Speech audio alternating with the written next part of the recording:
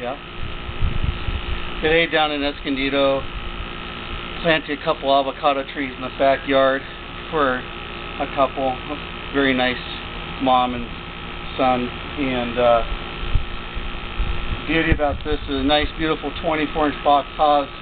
Right now it has really strong fruit set, very good size.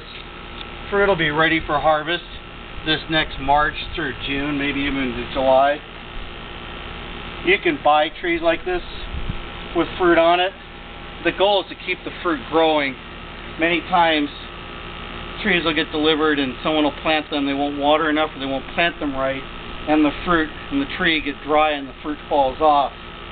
So with that in mind, first you start out with a good quality tree. It says HD9. This is for haws on Dusa 9 rootstock. It's a clonal rootstock.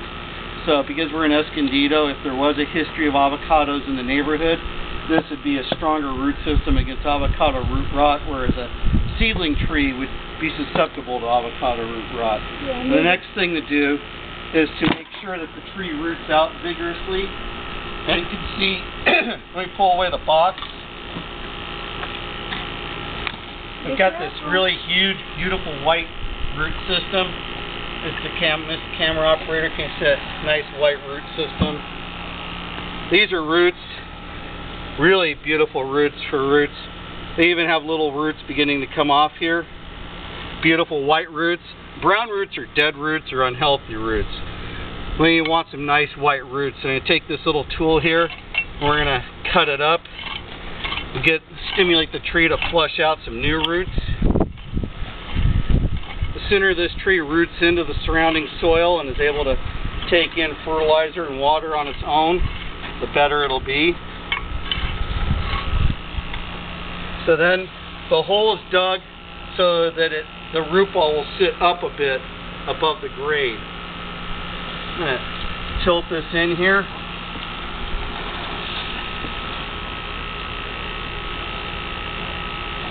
Stand it up, and you may be able to see that the root ball is sitting up above the lawn area, where the lawn will be. And no special soil, nothing underneath the tree, no gravel, no mulch, nothing. All that'll do is cause problems. Take the native earth, in this case really nice earth. If you live in a brand new homeowner development and you're stuck with crummy soil, you might have to import a little bit of soil. In this case, you have a beautiful sandy loam. Yeah. And then to keep this tree going well, make sure it gets watered and breathing right. Just shove a couple of these 4-inch perforated drain pipes into each side. And this will be how they'll water their tree with. So the water goes straight down the root ball and then move back up. Most times people put the hose on the top of the soil and the water goes down a few inches. And they do that several days in a row. And it gets hot, all the leaves fall off. I don't know why. The water from the bottom up.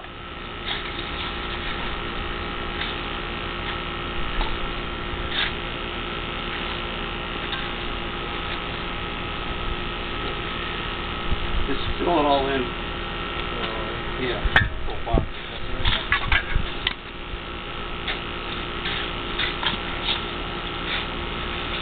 Tu esposa la manguera.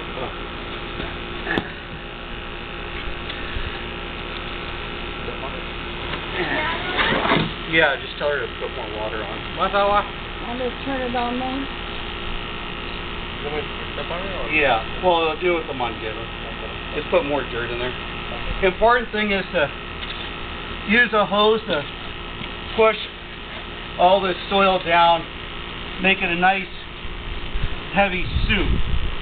The water helps move the soil in and evacuate all the air pockets out of here, and then make sure the tree is going to be really well hydrated so that it won't dry out. And that's important if it's really hot or really windy. Winds desiccate or dehydrate the plants in the same way that heat does. So come over here at the camera and This is where most things go wrong in the planting, is that the soil doesn't get compacted and that there's always pockets of air remaining. Get in here and use the hose to get that out of there, compact it down, and saturate the soil and the tree. And that's the basics of planting it. When we're done, you can take 4 to 6 inches of rough compost and put it over the top of the root ball. And that'll help to establish a good area, good zone area for worms and beneficial bacteria to aid in the growth of this tree. And in March, they'll be picking good sized fruit. The tree's going to go into bloom in January, February, and the next year probably have about 30 to 40 fruit on here.